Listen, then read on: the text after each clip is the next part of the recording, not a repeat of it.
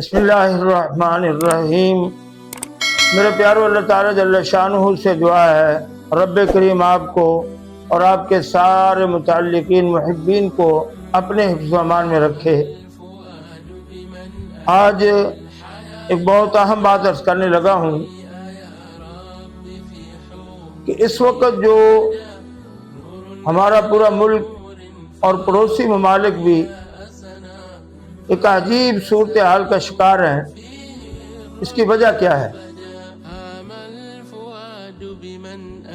لگ یوں رہا ہے کہ اہل فلسطین، اہل غزہ،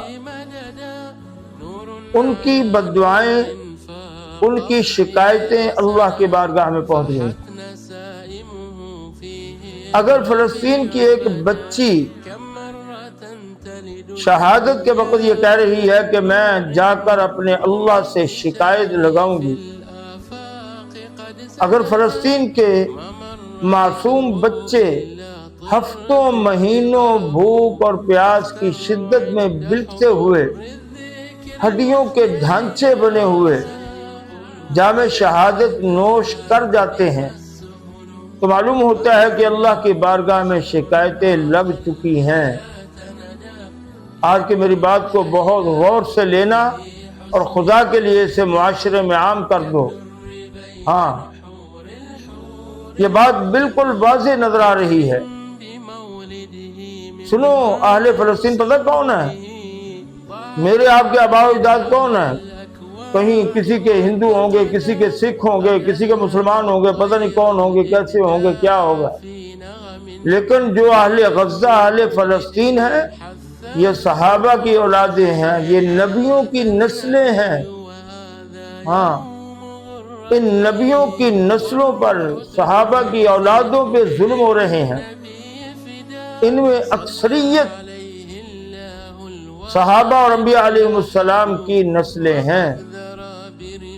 ان پہ اگر ظلم و ستم ہو رہا ہے اور امت مسلمہ خاموش تماشائی بنی ہوئی ہے، تو سنو پھر ان مظلوم فلسطینیوں کی بددعائیں آہیں عرش الہی کو ہلا رہی ہیں۔ چھٹا پارہ ہے، پہلی آیت، اللہ تعالیٰ جل شانہ کیا فرما رہے ہیں؟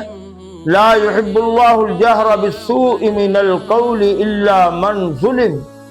اور لوگوں، اللہ کو کسی بری بات کو بلند آواز سے کہنا پسند نہیں ہے سوائے اس کے جس پر ظلم ہوا ہے۔ اللہ ظالم کی پکار، وہ اونچی آواز میں اللہ کو پکارتا ہے نا، تو اللہ کو وہ پسند آتا ہے اور اللہ اس کی بات کو سنتے ہیں۔ کسی فارسی شاعر نے کیا خوب کہا، بترسز آہ مظلومہ کہ ہنگام دعا کردن، اجابت از در حق بہر استقبال میں آیت۔ کہ لوگوں، مظلوموں کی آہوں سے ڈرو، مظلوموں کی سسکیوں سے ڈرو، مظلوموں کی بد دعاؤں سے ڈرو، مظلوموں کی دعاؤں سے ڈرو۔ اور مظلوم کی آہ جو ہے نا، وہ زبان سے نکلتی ہے تو وہ ایسی فریاد بن جاتی ہے کہ جس کی قبولیت کے لیے خود حق تعالی جل شانہ کی طرف سے اس کا استقبال کرنے کے لیے اللہ کی طرف سے قبولیت آ جاتی ہے، عرش سے اس کی دعا کی قبولیت آ جاتی ہے۔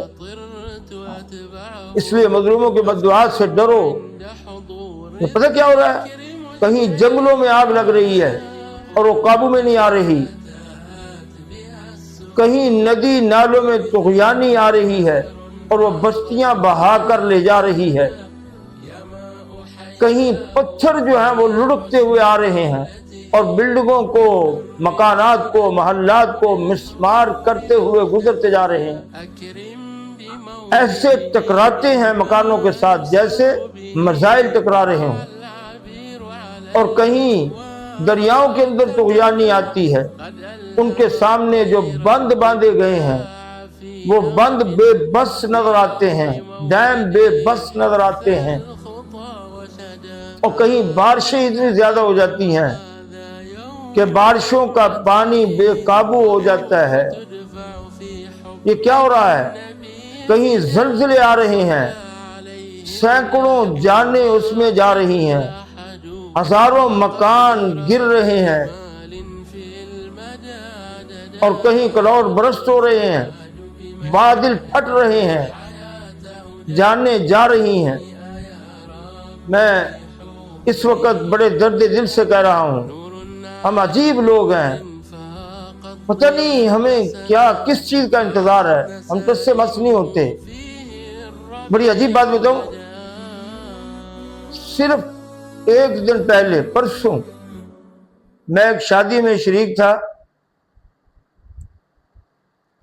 تو وہاں میں نے منظر دیکھا کہ جب بارات آئی تو ان کے استقبال کے لیے ان پہ بہت پھول نچھاور کیے گئے، بہت پھول کی پتیاں پھینکی گئی۔ میرے دل میں نہ پتا یہ جو احوال چل رہے ہیں نا ہمارے، آج ہمارے فیصل آباد میں کیا ہوا ہے، کہیں 180 ملی لیٹر جو ہے بارش ریکارڈ ہو رہی ہے، کہیں 175 ملی لیٹر بارش ریکارڈ ہو رہی ہے، کہیں جو ہے 170 ملی لیٹر بارش ریکارڈ ہو رہی ہے، بادل گرج رہے ہیں، بجلی چمک رہی ہے، کڑک ہے، اللہ کی طرف سے ڈرانا۔ ہاں، کہیں جو ہے وہ چاند گرہن ہو رہا ہے اور پوری رات گرہن لگا ہوا ہے۔ یہ کیا ہے؟ یہ لگ رہا ہے کہ ان مظلوموں کی آہیں جو ہے عرش الہی کو ہلا رہی ہیں۔ تو وہ جو بارات کے استقبال میں پتیاں نچھاور ہو رہی تھی نا، تو میرے دل میں اس وقت ایک بڑا عجیب خیال آیا۔ میں نے کہا ان پتیوں کو سنبھالنا چاہیے، ایسا نہ ہو جو حالات چل رہے ہیں نا، جو بے حسی ہماری چل رہی ہے، تو ایسا نہ ہو کہ یہ پتیاں ہمیں ایک دوسروں کے جنازوں پہ ڈالنے کے کام آئیں۔ ہاں، پتیاں کم پڑ جائیں، جنازے زیادہ ہو جائیں، کیا پتہ ہے، کہیں ستلج بپرا ہوا ہے، کہیں چناب جو ہے وہ جوش مار رہا ہے، کہیں راوی جو ہے وہ اپنے آپ پہ سبائر ہو رہی ہے، کہیں جو ہے وہ وہ دیکھو تو گجرات بارش میں ڈوبا ہوا ہے، کہیں فیصل آباد میں بارش بے انتہا ہو رہی ہے۔ کیا ہو رہا ہے؟ یہ سب اللہ کی ناراضگی ہے، اللہ کی ناراضگی ہے۔ اللہ کے عرش کو ہلا دیا کسی کی بد دعا نے، اللہ کے عرش کو ہلا دیا ہے کسی مظلوم کی آہ نے۔ اس لیے عبادت کر رہا ہوں، خدا کے لیے اللہ کی طرف رجوع کرو، توبہ کرو، اپنے گناہوں کی اللہ سے معافی مانگو۔ کہتے ہیں توبہ کرو، تو ہمیں یہ آتا ہے کہ پتہ نہیں شاید ہم نے نماز نہیں پڑھی، اس پہ توبہ کرنی ہے۔ نماز نہ پڑھنا بھی گناہ ہے۔ 5 وقت اللہ کی طرف سے منادی آ رہی ہے، مسجد میں حاضر نہ ہونا بھی گناہ ہے، اور بھی گناہ ہے۔ یہ جو رشوت خوری ہے نا، رشوت خوری یہ بھی گناہ ہے، اس سے بھی توبہ کریں۔ یہ جو سود خوری ہے نا، یہ بھی گناہ ہے، اس سے بھی توبہ کریں، حرام ہے یہ بھی۔ یہ کسی پہ ظلم کرنا ہے نا، یہ بھی گناہ ہے، حرام ہے، اس سے بھی توبہ کریں۔ یہ جو ملاوٹ کرنا ہے نا اشیاء میں، یہ بھی گناہ ہے، حرام ہے، اس سے بھی توبہ کریں۔ یہ جو جھوٹ کہنا ہے نا، بات بات پہ جھوٹ کہنا، یہ بھی گناہ ہے، حرام ہے، اس سے بھی توبہ کریں۔ یہ جتنے امراض خبیثہ، امراض رذیلہ ہمارے اندر آ چکے ہیں، ان سب سے توبہ کریں، اللہ کو راضی کریں، اور سب سے بڑی بات اپنے اندر کی بے حسی کو دور کریں۔ اب شادیوں کا سیزن شروع ہو گیا تو بھول جائیں گے کہ ابھی بارشیں ہو رہی تھی، ابھی سیلاب آ رہے تھے، ابھی جو ہے وہ کروڑ برس ہو رہے تھے، ابھی جو ہے وہ زلزلے آ رہے تھے، ابھی چاند گرہن ہو رہے تھے، ابھی جو ہے وہ فلاں ہو رہا تھا، فلاں ہو رہا تھا، یہ سب بھول جائیں گے، اور پھر جو ہے وہ مگن ہو جائیں گے مستیوں میں اپنی۔ ترس سے مت نہیں ہوتے، جو تک نہیں رینگتی، اللہ سے ڈرتے کوئی نہیں ہے۔ اس وقت ترغیب کی بات نہیں ہے، اس وقت فضائل کی بات نہیں ہے، اللہ سے ڈرنے کی ضرورت ہے۔ اس وقت ڈرو اللہ سے۔ کیا معاملہ ہے؟ لڑائیاں ہو رہی ہیں، جنگیں ہو رہی ہیں، معاہدے ہو رہے ہیں، کس پہ بھائی؟ پانی روکا جا رہا ہے جی، پانی بند کیا جا رہا ہے جی، پانی چھوڑو جی، پانی چھوڑو۔ اور میرے بھائیوں، میری بہنوں، میری بیٹیوں، میرے بیٹوں، سنو، یہ پانی روکنا کسی کے بس کی بات نہیں ہے، کوئی نہیں روک سکتا۔ جو ڈر رہے تھے ہمارا پانی رک جائے گا، وہ بھی پانی میں ڈوبے ہوئے ہیں، اور جو پانی روکنے کی کوشش کر رہے تھے وہ بھی ڈوبے ہوئے ہیں، ان کے ڈیم تباہ ہو رہے ہیں۔ اور ان کے جو ہے وہ ہاں جی وہ جو انہوں نے بنائے ہوئے ہیں اپنے وہ دریاؤں کے اوپر پل اور بڑے بڑے ہاں جی وہ بنائے ہوئے ہاں جی ہیڈ بنائے ہوئے ہیں، ان کے وہ تباہ ہو رہے ہیں، پانی اتنا بے قابو ہو رہا ہے۔ تو کیا یہ معاملہ ہے؟ اللہ کے ساتھ معاملہ سیٹ کریں، اللہ کو راضی کریں، تو جہاں جتنی جس کو پانی کی ضرورت ہوگی اللہ وہاں اتنا پانی دیں گے ان کو۔ معاملہ کیا ہے؟ اہل مدینہ کو پانی کی ضرورت تھی، اللہ نے انتظام کیا یا نہیں کیا؟ کیا مکہ مکرمہ کی دھرتی میں اگر پانی نیچے سے بہت مشکل اور بہت گہرائی میں اور نہیں نکل رہا ہے تو اللہ نے وہاں پانی کا انتظام کیا یا نہیں کیا؟ ایسا کنواں زمزم کا جاری کر دیا کہ پوری دنیا میں روزانہ ہاں جی ٹنوں کے حساب سے پانی جا رہا ہے، نکل رہا ہے پانی، اللہ کے خزانوں سے نکل رہا ہے۔ کیوں ڈرتے ہو؟